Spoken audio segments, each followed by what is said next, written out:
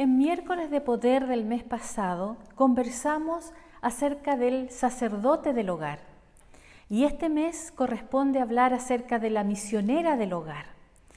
Y nuestro texto de hoy se encuentra en Proverbios capítulo 31, versos 28 y 29. Se levantan sus hijos y la llaman bienaventurada, y su marido también la alaba.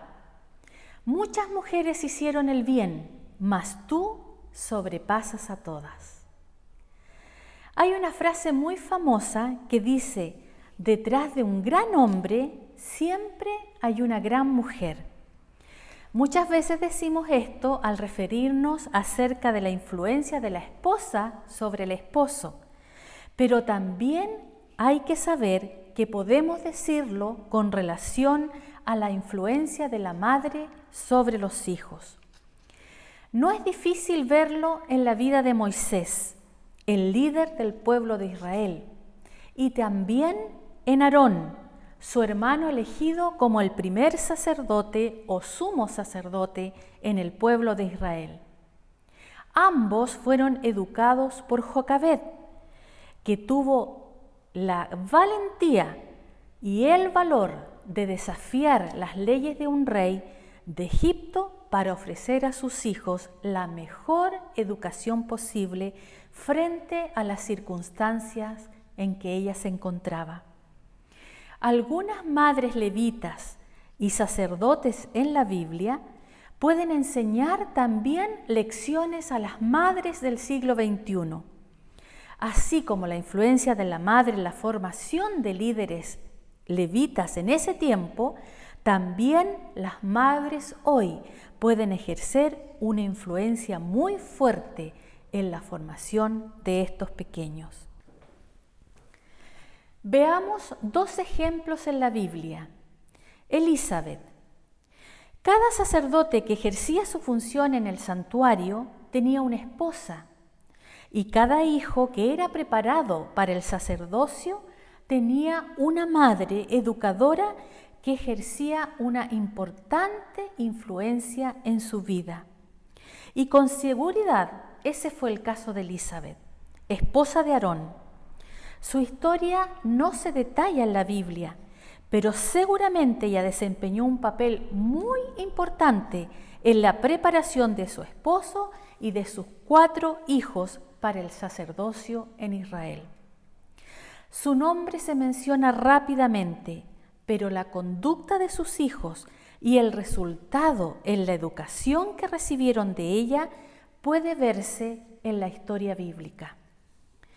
Cuando Dios instituyó los levitas para el sacerdocio y designó que solo la descendencia de Aarón debía elegirse el sumo sacerdote, podemos entender que en ese momento su familia era la mejor preparada para esa función y recibió una posición de honor delante de Dios y también delante del pueblo. Seguramente Elizabeth era en gran parte la responsable de ello. Sin embargo, no mucho tiempo después, sus 2 hijos, Nadab y Abiú, fueron un ejemplo negativo y trajeron vergüenza a la familia, a pesar de haber sido preparados para el oficio sagrado. Ellos fueron negligentes y también irreverentes con las cosas de Dios, y ellos murieron.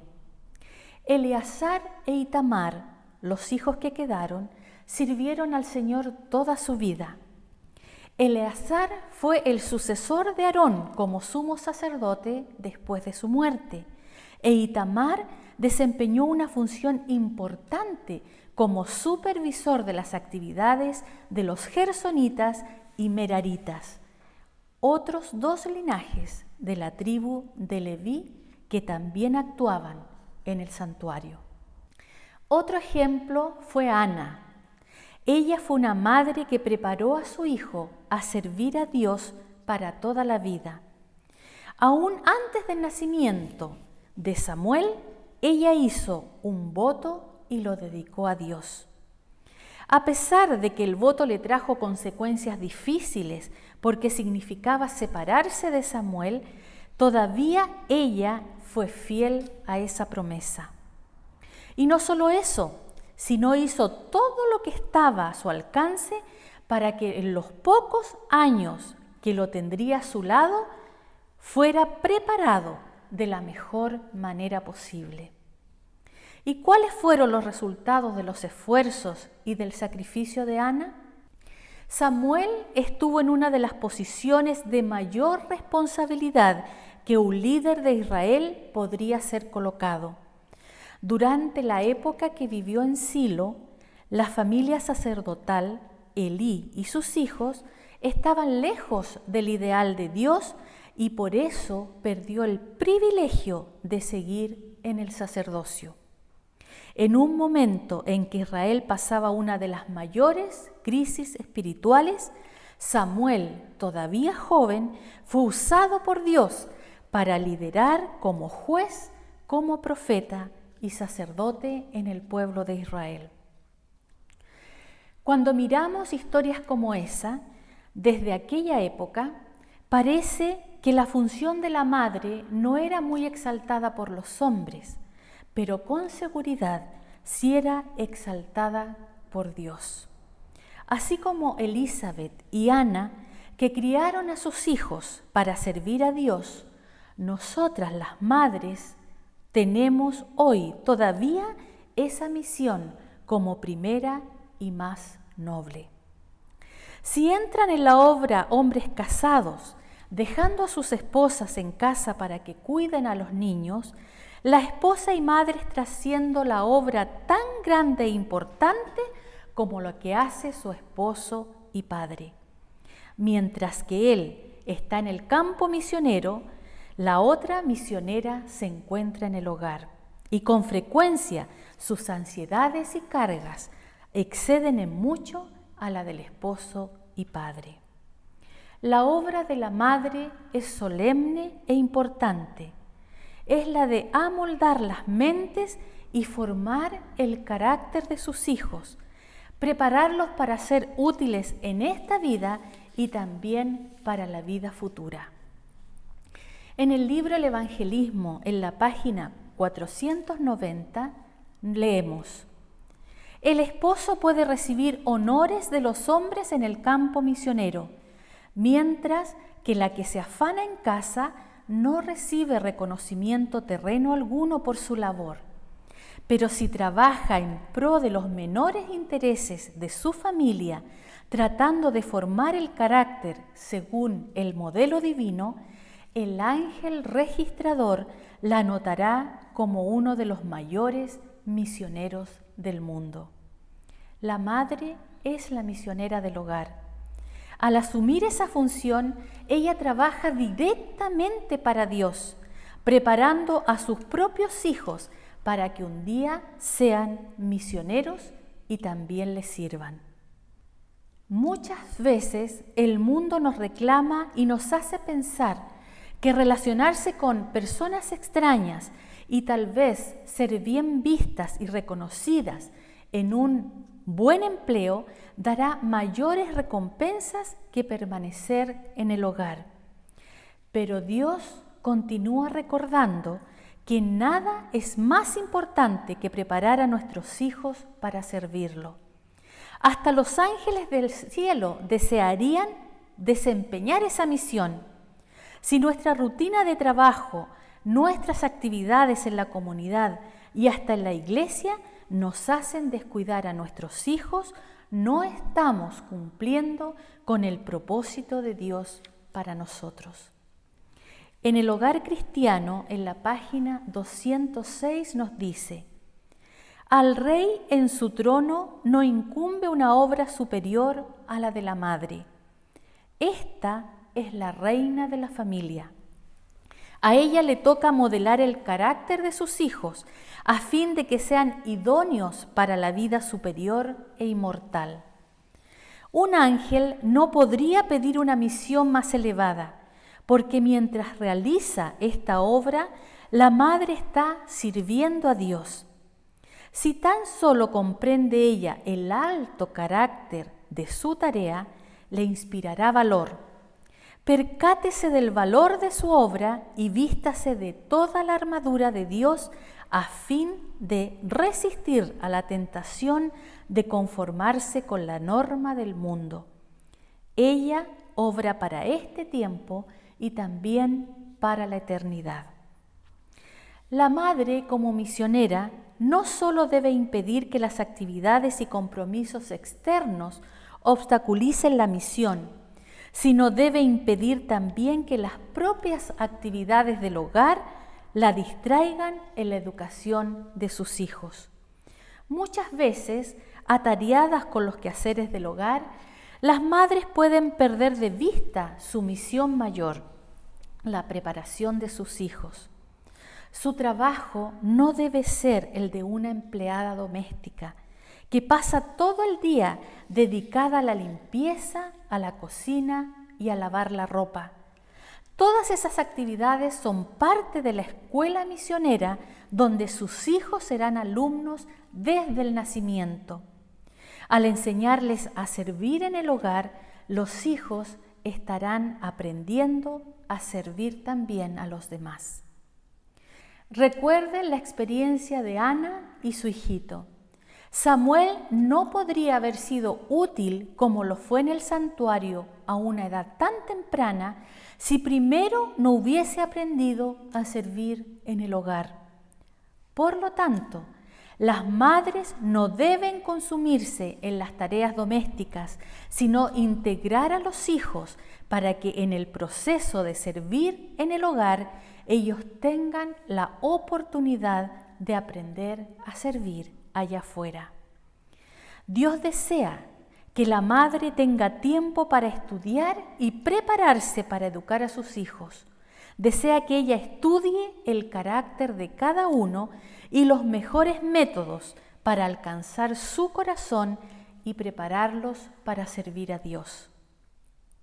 El hogar cristiano también nos dice: el mundo necesita madres que lo sean no solo de nombre, sino en todo el sentido de la palabra. Puede muy bien decirse que los deberes distintivos de la mujer son más sagrados y santos que los del hombre. Comprenda ella el carácter sagrado de su obra y con la fuerza y el temor de Dios emprenda su misión en la vida. Eduque a sus hijos para que sean útiles en este mundo y obtengan un hogar en el mundo mejor. Eso está en la página 206. Veamos qué nos dice acerca de la reina del hogar. Esa expresión muchas veces se atribuye a las madres en un contexto muy estrecho. Ella es la reina porque trabaja mucho y por lo tanto debe tratarse con dignidad, lo que es verdad y justo. Pero Dios nos invita a ser reinas del hogar no solo por nuestra función, sino por la influencia que nuestra conducta puede ejercer sobre nuestros hijos. En el libro El Hogar Cristiano, en la página 207, leemos: la madre es la reina del hogar y los niños son sus súbditos.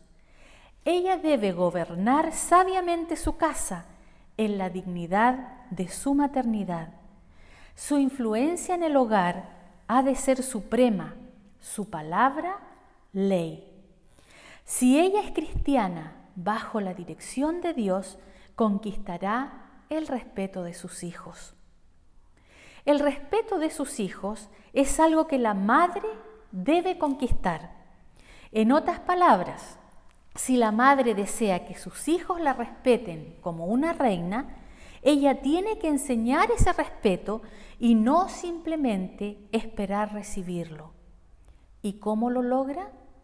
Gobernando su hogar sabiamente y con dignidad, imponiendo su voluntad y sus palabras a sus hijos bajo la autoridad de Dios, o sea, con un espíritu de amor. Al reconocer una responsabilidad tan grande, a veces podemos sentirnos muy desanimadas. Pero el secreto de alcanzar este ideal de Dios es estar en comunión constante con Él. Las madres necesitan comenzar y terminar el día con Dios.